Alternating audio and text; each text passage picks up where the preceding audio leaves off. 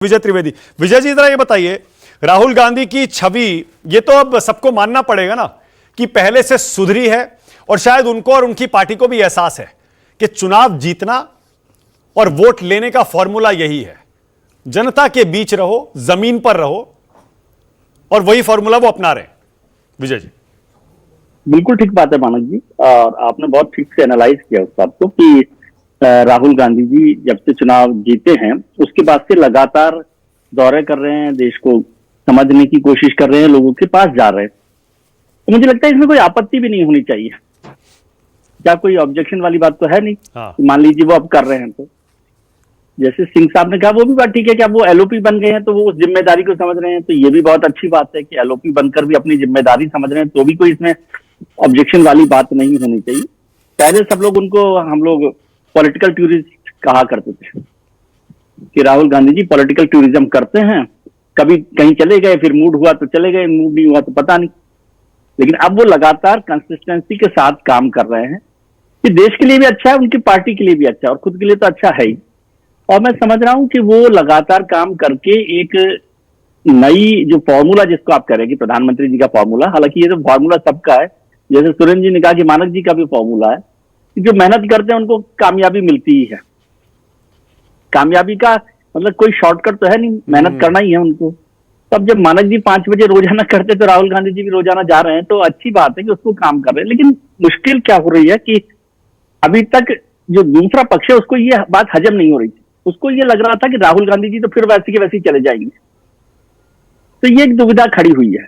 मुझे नहीं लग रहा कि इसमें कोई ऑब्जेक्शन है, सिंह साहब को भी कोई ऑब्जेक्शन नहीं कि अच्छा है वो काम कर रहे हैं। अच्छा, मतलब विजय जी बड़ी इंटरेस्टिंग बात कह रहे हैं आप। इसका मतलब पहले जो बीजेपी ये कहती थी कि हमारे सबसे बड़े स्टार प्रचारक राहुल गांधी हैं, अब यानी वो नैरेटिव खत्म हो गया है।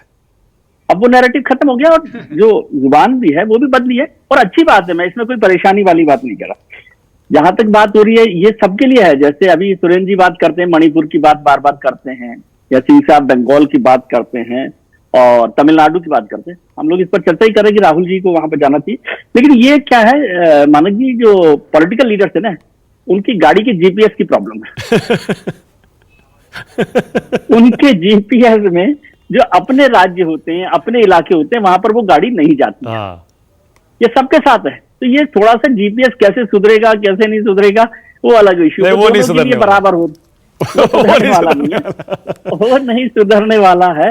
तो उस पर कैसे काम हो, लेकिन मैं समझता हूँ कि वो एक मजबूत विपक्ष के नेता के तौर पर यदि काम करेंगे तो पार्टी का जो भविष्य होगा, पार्टी आगे बढ़ेगी, वो तो है ही। लेकिन पार्लियामेंट्री प्रैक्टिसेस में ये बेहतर बात होगी, और देश को एक मजबूत विपक्ष यदि 233 सीटों का है और कांग्रेस को एक डबल के करीबन जंप मिला है, तो उसका फायदा उनको इसी ताकत के साथ उठाना चाहिए और इश्यूज को करना चाहिए। और इसमें बीजेपी को एनिमी के तौर पे नहीं देगी। मैं बार बार इस बात पे जोर देता हूं कि हमारे राजनीतिक दलों को, प्रतिपक्ष को या सरकार में जो बैठे हैं, उनको दुश्मन की तरह नहीं करें।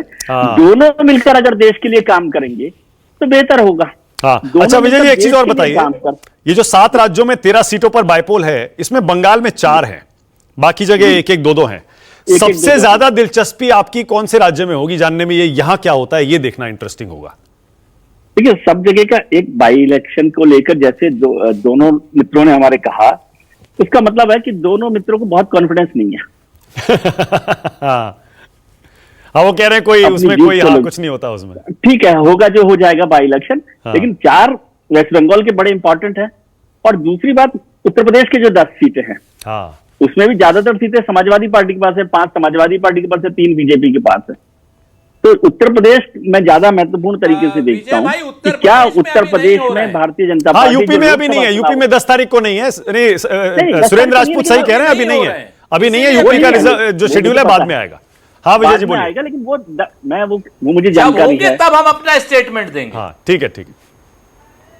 हाँ, मैं केवल ये कह रहा हूं कि उसमें भी जब चुनाव होंगे वो ज्यादा महत्वपूर्ण होंगे भारतीय जनता पार्टी के लिए भी, कि क्या वो उत्तर प्रदेश की जो नतीजे आए हैं उसको बदलने में कामयाब हो सकती है। वहां पर डबल इंजन की सरकार है तो।